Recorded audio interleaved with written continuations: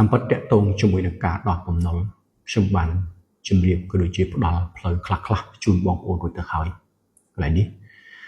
យើងនៅក្នុងវីដេអូមួយមានការ view រហូតដល់ 399k ហើយបងប្អូន comment រហូតដល់ 325 comment ហើយនឹងបងប្អូន share រហូតដល់ 2.6k ខ្ញុំទទួលសំណួរជាង 300 សំណួរនៃការឆ្លងឆ្លើយនៅក្នុងនោះក៏មានជាម្ចាស់បំណុលក៏ដូចជាកូនបំណុលបានធ្វើការចូលទៅ comment និងឆ្លងឆ្លើយគ្នាសួរយោបល់គ្នាទៅវិញទៅមកច្រើនហើយជាពិសេសបងប្អូនបានសួរនៅសំណួរជាច្រើនទាក់ទងជាមួយនឹងការដោះបំណុលរបស់បងប្អូនប៉ុន្តែបងប្អូនត្រូវចាំថាការដោះបំណុលគឺជារឿងមួយដែលបងប្អូនយកលុយរបស់គេមិនអញ្ចឹងទេអញ្ចឹងមានន័យថាយើងយកទ្រព្យទៅដាក់គេហើយយើងយកលុយដើម្បីទៅប្រើប្រាស់អញ្ចឹងជាទូទៅប្រសិនបើបងប្អូនដូចខ្ញុំជម្រាបនៅក្នុងវីដេអូមុនអញ្ចឹងមានន័យថាប្រសិនបើយើងដោះអ្វីមួយមានន័យថាយើងចងកន្លែងណាយើងដោះកន្លែងហ្នឹងអញ្ចឹងបើយើងនិយាយអំពីការដែលយើងជំពាក់គេយើងខ្ចីពីបុគ្គលណាយើងត្រូវតែជែកជាមួយនឹងបុគ្គលហ្នឹងហើយដើម្បីឲ្យងាយស្រួលគឺមានន័យថាដោះបំណុលគឺតើតើយើងយកលុយទៅសងគេបានយើងដោះចប់សពគ្រប់មែនទេឬក៏មួយទៀតយើងយកទ្រព្យទៅធ្វើការដោះដូរជជែកជាមួយនឹងម្ចាស់បំណុលធ្វើការលក់ឲ្យគាត់ថែមលុយឬក៏សុំពេលណាមួយដើម្បីយើងទុកពេលដើម្បីស្វែងរកអតិថិជនមកទិញទ្រព្យរបស់យើងកន្លែងនេះអញ្ចឹងនៅក្នុងវីដេអូហ្នឹងរហូតទៅដល់ផ្ទុះរហូតទៅដល់ 399k view អញ្ចឹងមានន័យថាចំនួនបងប្អូនមើលច្រើនហើយការ comment ជាង 300 comment របស់បងប្អូនដូច្នេះខ្ញុំនៅតែជម្រាបក៏ដូចជាបង្ហាញផ្លូវដដែលសម្រាប់បងប្អូនថា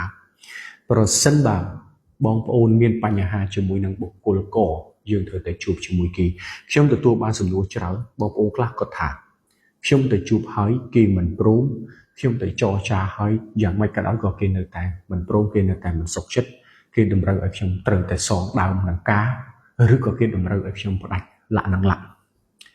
ដូច្នេះខ្ញុំសូមជម្រាបម្ដងទៀតថាជាទូទៅរវាងកូនបំណុលនិងម្ចាស់បំណុលខ្ញុំអត់និយាយកាន់ជើងទៅខាងណាទេពេលខ្លះប្រសិនបើបងប្អូនទៅសុំគេជួនកាលលក្ខខណ្ឌខ្លះបងប្អូនយឺតគេយូរពេកខ្ញុំលើកឧទាហរណ៍ណាជួនកាលយើងជំពាក់គេយូរពេកការប្រាក់យើងអត់ទៅសងគេដល់អញ្ចឹងនៅពេលដែលយើងទៅសុំចរចាណាមួយពេលខ្លះយើងកាត់បន្ថយកន្លែងចំណុចនេះឧទាហរណ៍ថាកាត់ការប្រាក់ចោលឬក៏កាត់នៅផ្នែកណាមួយយើងចង់ទៅសងត្រឹមប៉ុណ្ណេះបានប៉ុណ្ណេះឧទាហរណ៍អញ្ចឹងពេលខ្លះវាអត់ត្រូវគ្នានៅពេលដែលយើងទាញយកផលប្រយោជន៍ចំណេញរៀងៗខ្លួនខ្ញុំលើកឧទាហរណ៍ប្រសិនបើយើងអត់បង់ការប្រាក់ឲ្យគេ6ខែដើមយើង 10000 អញ្ចឹងនៅពេលដែលយើងទៅចរចាជាមួយគេឧទាហរណ៍ណាខ្ញុំគ្រាន់ឧទាហរណ៍ទេឧទាហរណ៍ថាបងទៅសុំគេបោះបង់ការប្រាក់3ខែចោលយកទៅ3ខែឬក៏បងប្អូនថាខ្ញុំសុំមកនិយាយម្ដងទៀតខ្ញុំសុំបង់តែទឹកប្រាក់ចំនួនដើម 10000 6ខែនឹងចោលហើយខ្ញុំនឹងចាប់ផ្ដើមបង់ទាំងដើមទាំងការដើម្បីបញ្ចប់កន្លែងនេះដែលខ្ញុំចង់ជម្រាបថាពេលខ្លះគឺយើងចង់បានគេផលចំណេញរៀងៗខ្លួនខ្លាំងពេកអញ្ចឹងមកខ្ញុំសូមសម្រួមមកវិញនិងលើកទឹកចិត្តទាំងបងប្អូនជាម្ចាស់ក៏ដូចជាកូនបំណុលមានន័យថាយើងត្រូវតែរកផ្លូវកណ្ដាលដើម្បីស្របគ្នាដើម្បីឲ្យមានផ្លូវមួយដើរទាំងសងខាងពេលខ្លះយើងជាកូនបំណុលយើងយឺតគេយូរយើងត្រូវសម្រួលនៅក្នុងចំណុចណាមួយដោយម្ចាស់គេទទួលឲ្យសមហេតុផលឲ្យម្ចាស់គេទទួលបានផងដែរពីព្រោះបងប្អូនត្រូវចាំថាអ្នករកស៊ីទាំងបងប្អូនឧទាហរណ៍បើសិនជាបងប្អូនក៏ដូចគ្នាមានន័យថាយើងក៏ loan ពីធនាគារឬក៏ពីមីក្រូហិរញ្ញវត្ថុណាមួយដើម្បីយកមករកស៊ីបន្តគ្នាកន្លែងនេះអញ្ចឹងទេគឺមានតែការយោគយល់និងអធ្យាស្រ័យគ្នាការទៅជែកគ្នាទៅវិញទៅមកអញ្ចឹងយើងរកផ្លូវរួមមួយផ្លូវកណ្ដាលមួយដើម្បីដោះស្រាយឲ្យបំណុលទាំងគេជាម្ចាស់បំណុលយើងកូនបំណុលហ្នឹងយើងមានផ្លូវហើយនឹងមានដង្ហើមដកដើម្បីយើងបន្តដំណើរនៃការសងរបស់យើងឲ្យល្អឡើងវិញនៅក្នុងវីដេអូមុននោះខ្ញុំនិយាយថា ប្រសិនបើបងប្អូនទៅជួបគេឧទាហរណ៍ថាយើងអត់បានបង់ការប្រាក់6ខែដើមយើង 10000 ឧទាហរណ៍យើងយកបូកបញ្ចូលគ្នាហើយយើងចាប់ផ្ដើមចែកទៅជាខែជាឆ្នាំឧទាហរណ៍ថាសុំ3ឆ្នាំដាច់ឬក៏5ឆ្នាំដាច់យើងយកការប្រាក់ឧទាហរណ៍ថាការប្រាក់យើងខ្ញុំនិយាយថាការប្រាក់ 2% ចុះឧទាហរណ៍ 2% $10000 200ឧទាហរណ៍ណាអញ្ចឹងគុណនឹង6ខែវាឡើង 1200 អញ្ចឹងយក 1200 បងប្អូនចែកជាមួយនឹង60ខែទៅបើសិនយើងកំណត់គេ5ឆ្នាំអញ្ចឹងយើងយក 11200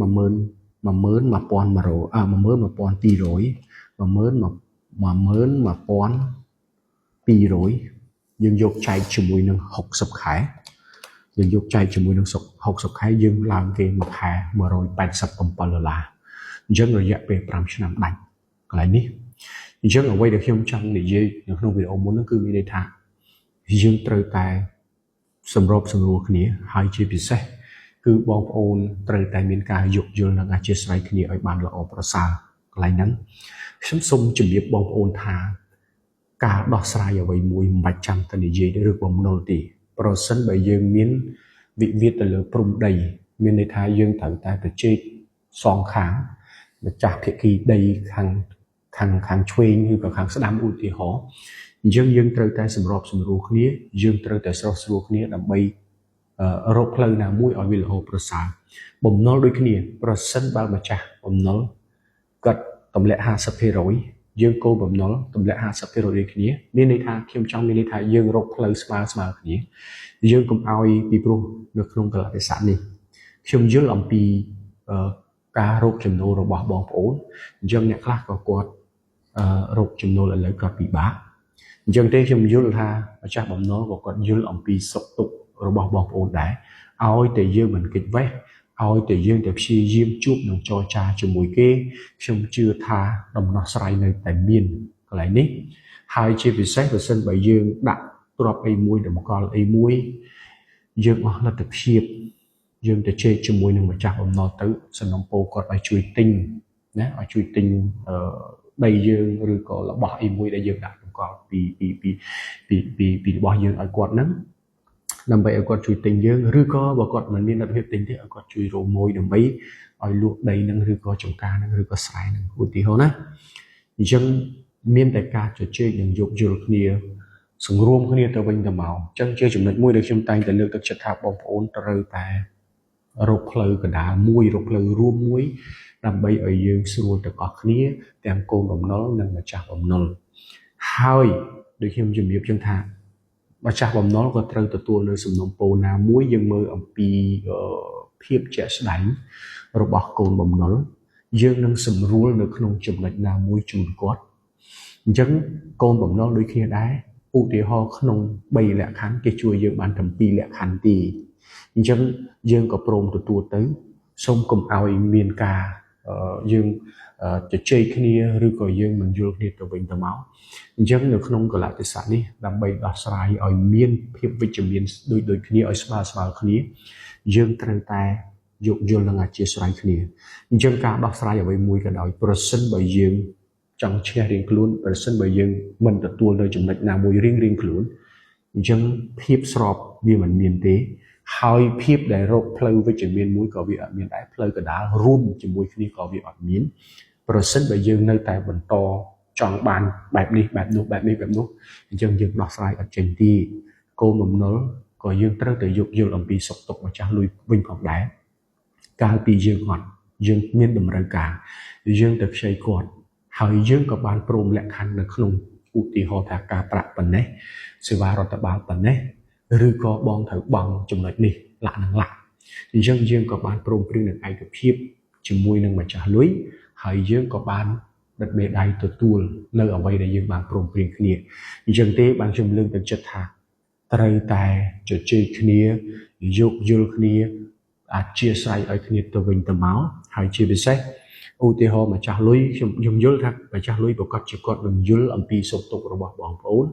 ឧទាហរណ៍ឲ្យតែបងប្អូនប្រាប់គាត់ជាក់ស្ដែងបង្ហាញភាពស្មោះត្រង់ហើយយើងបង្ហាញអំពីទំនួលខុសត្រូវទៅកាន់ម្ចាស់ ហើយម្ចាស់គាត់មើលសុខទុក្ខយើងហើយគាត់មើលស្ថានភាពជាក់ស្ដែងអំពីចំណូលរបស់យើងថាតើយើងដូចមុនទេឬក៏ថយជាងមុនឬក៏ពិបាកជាងមុនអញ្ចឹងខ្ញុំគិតថាគាត់នឹងយោគយល់បងប្អូនហើយពីព្រោះអ្នកដែលឲ្យលុយយើងខ្ចីគឺសិតសឹងតែជាអ្នកស្គាល់គ្នាមែនទេសិតសឹងតែមានន័យថាគាត់ធ្លាប់ស្គាល់ប្រវត្តិយើងហើយគាត់ក៏បានដឹងថាយើងជាអ្នករកស៊ីលុយឧទាហរណ៍យើងជាក្រុមហ៊ុនផ្ដល់ផ្នែកហិរញ្ញវត្ថុអីផ្សេងៗហ្នឹងអញ្ចឹងបានខ្ញុំនៅតែនិយាយដដែលថាមានតែការជជែកគ្នាទេមានតែការសម្របសម្រួលគ្នាដើម្បីឲ្យយើងមានផ្លូវមួយដោះស្រាយឲ្យបានល្អនិងដោះស្រាយដោយរលូនទាំងអស់គ្នាជាពិសេសពេលខ្លះខ្ញុំហ៊ានសង្កេតថាពេលខ្លះខ្ញុំមិនទៅកាន់ជើងអ្នកបំណុលម្ចាស់បំណុលទេណាម្ចាស់លុយទេណាពេលខ្លះគាត់ឃើញបងប្អូនពីមុនជាមនុស្សម្នាក់ដែលប្រឹងប្រែងរកស៊ីជាមនុស្សម្នាក់ដែលមានទំនួលខុសត្រូវសឹងថាពេលខ្លះយើងសុំគាត់ថាថែម500 1000ដើម្បីខ្ញុំបានដើមរកស៊ីឲ្យបងមកវិញណាម្ចាស់បំណុលខ្លះគេមានតែជួយយើងថែមពីព្រោះគេអត់ចង់ឲ្យយើងគាំងទេនៅពេលដែលយើងគាំងរកស៊ីអត់ចេញក៏យើងអត់មានលុយសងគាត់ដែរអញ្ចឹងគាត់មើលទៅថាយើងជាមនុស្សក្លាហានជាមនុស្សខ្លាំងជាមនុស្សដែលមានទំនួលខុសត្រូវអញ្ចឹងគាត់នឹងបន្ថែមឲ្យលុយមកថាយើងធ្លាប់បង់ដើមចូល500 1000គាត់នឹងឲ្យឡើងវិញដើម្បីឲ្យបងប្អូនបានទុនទៅរកស៊ីកន្លែងនេះខ្ញុំបញ្ជាក់ដល់ទៀតមិនមែនថាខ្ញុំកាន់ជើងទៅលើម្ចាស់លុយទេខ្ញុំនិយាយទី1ទី2បងប្អូនដែលជាកូនបំណុលបងប្អូនត្រូវតែយល់ពីសុខទុក្ខទៅលើម្ចាស់លុយដែរដូចខ្ញុំជំរាបយ៉ាងពេលខ្លះគាត់រកស៊ីក៏គាត់ខ្ចីពីគេបន្តដែរហើយបានគាត់យកមកបញ្ចេញឲ្យយើងអញ្ចឹងមានន័យថាគាត់ត្រូវយកលុយពីយើងដើម្បីយកទៅសងគេបន្តដូចបងប្អូនបើករកស៊ីអញ្ចឹងណាអញ្ចឹងមានពេលបងប្អូនរកស៊ីបងប្អូនខ្ចីធនាគារក៏គាត់ខ្ចីទៅលើធនាគារធំនេះឧទាហរណ៍ធនាគារពិភពលោកអីចុះនៅក្នុងអត្រាការប្រាក់សមរម្យណាមួយដើម្បីគាត់យកមករកស៊ីហើយឲ្យយើងដែលជាកូនបំណុលនឹងខ្ចីម្នាក់បន្តិចចឹងអញ្ចឹងបើសិនបើកូនបំណុលទាំងអស់យើងមិនសងឧទាហរណ៍ណាយើងមិនសងយើងបាត់ទំនាក់ទំនងយើងរត់ចោលស្រុកឬក៏យើងគ្មានទំនួលខុសត្រូវអញ្ចឹងគ្នាដែលជាម្ចាស់លុយក៏ពិបាកដែរអានេះយើងនិយាយឲ្យស្មើភាពគ្នានៅក្នុងន័យរួមរបស់គ្នាហើយនឹងផ្លូវកណ្ដាលរបស់គ្នាផងដែរខ្ញុំអត់និយាយទៅលំអៀងទៅម្ចាស់លុយឬក៏ខ្ញុំអត់លំអៀងទៅកូនបំណុលទេខ្ញុំលើកទឹកចិត្តថាយើងនឹងរកវិធីសាស្ត្រដោះស្រាយដើម្បីបានផលប្រយោជន៍រួមទាំងអស់គ្នានៅក្នុងចំណុចហ្នឹងខ្ញុំចង់និយាយថានៅពេលដែលយើងជជែកគ្នាដោះស្រាយជាមួយគ្នារកផ្លូវដើម្បីមានដំណោះស្រាយខ្ញុំជឿថាម្ចាស់លុយគេព្រមហើយយើងនឹងកូនបំណុលខ្ញុំនៅតែបញ្ជាក់ដល់ថាពីព្រោះយើងបានទទួលព្រមព្រៀងដែលយើងបានសុំខ្ចីគេយើងក៏មានការប្រមានដៃកិច្ចសន្យាផ្សេងអញ្ចឹងនៅពេលដែលយើងអសង្វាក់ទៅលើអាជីវកម្មឬការងារណាមួយយើងត្រូវតែទៅជម្រាបគាត់ប្រាប់គាត់ពីផលលំបាករបស់យើងឲ្យគាត់ជួយផ្ដល់និងរកដំណោះស្រាយណាមួយដើម្បីឲ្យយើងមានដង្ហើមដកដើម្បីឲ្យយើងមានជំហានឈានទៅមុខបន្តទៀតតែផ្ទុយទៅវិញបើសិនបើយើងជំពាក់គេហើយយើងបិទលេខទូរស័ព្ទយើងផ្ដាច់ទំនាក់ទំនងយើងមិនទៅជួបគេផ្ដាំតាមកូនតាមចៅឬគេមកជួបដល់ផ្ទះយើងក៏មិនជួបគេអញ្ចឹងទាំងអស់ហ្នឹងអត់មានជាដំណោះស្រាយទេដំណោះស្រាយដូចខ្ញុំនិយាយថាយើងជំពាក់អ្នកណាយើងត្រូវតែដោះជាមួយអ្នកហ្នឹងហើយយើងនិយាយស្អីខសន្យាយ៉ាងម៉េចគឺយើងត្រូវតែដោះស្រាយជាមួយគ្នាទើបការងារហ្នឹងបំណុលហ្នឹងឬក៏រឿងរ៉ាវមួយហ្នឹងបានយើងដោះស្រាយទៅវាចប់ដូចខ្ញុំលើកឧទាហរណ៍ថាយើងសុំគេបង់តែការសិនឬក៏សុំបង់ដើមប៉ុណ្ណេះការប៉ុណ្ណេះឧទាហរណ៍ឬក៏យើងសុំបង់ថាខ្ញុំមានលទ្ធភាពប៉ុណ្ណេះមួយខែប៉ុន្តែនឹងអត់យឺតបងឯងទេសុំយកដើមការបូកចូលគ្នាទៅចែកជា3ឆ្នាំ5ឆ្នាំ6ឆ្នាំឧទាហរណ៍អញ្ចឹងវាសុទ្ធតែជារឿងមួយដែលយើងត្រូវតែទៅជែកចរចាគ្នាទាំងអស់យើងអត់រត់គេចទៅណាឡើយកន្លែងណាអញ្ចឹងមកខ្ញុំផ្ដល់ជាគំនិតនិងជាយោបល់មកវិញថាគ្មានអ្វីដែលយើងដោះស្រាយមិនចេញទេរឿងដែលដោះស្រាយមិនចេញគឺរឿងដែលយើងអត់ទៅជែកចរចាជាមួយគេហើយនៅពេលដែលយើងទៅជែកបានហើយយើងប្រឹងមកវិញ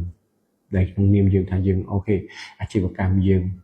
ដួលពីមុនឧទាហរណ៍ចឹងយើងពង្រឹងខ្លួនឯងវិញទៅជែកជាមួយម្ចាស់លុយទៅខ្ញុំសូមខ្ចីបងឯងថែម500 1000ទៀតដើម្បីខ្ញុំងើបឈរឡើងវិញ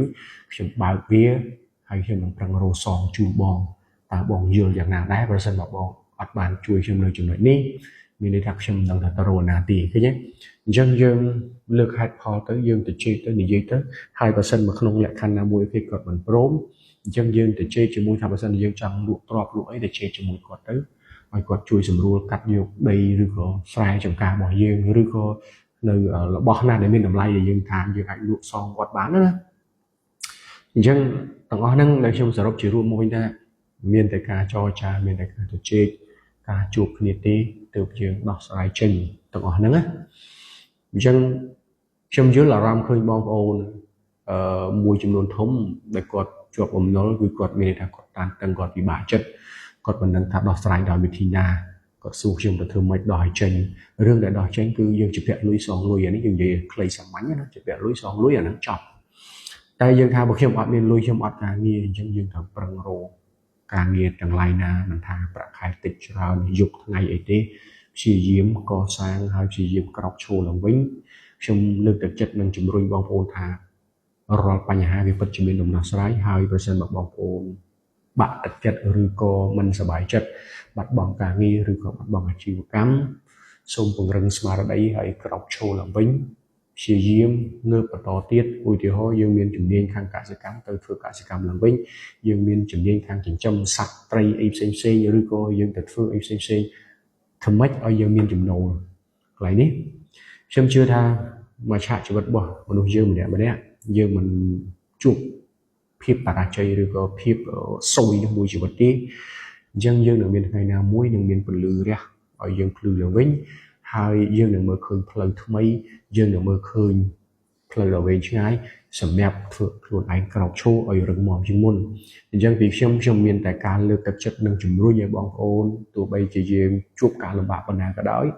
ប្រឹងក្រោកឈរទាំងអស់គ្នារឹងមាំជួបបញ្ហាកន្លែងណាយើងដោះស្រាយកន្លែងហ្នឹងមានរឿងអីយើងទៅជែកគ្នាដើម្បីរកផ្លូវមួយដ៏ល្អរកផ្លូវមួយដ៏សមស្របរកផ្លូវមួយដើម្បីឲ្យយើងបានដើររួមគ្នាទៅមុខទៀតហើយនេះអូខេអញ្ចឹងខ្ញុំមានប៉ុណ្ណឹងសូមអរគុណ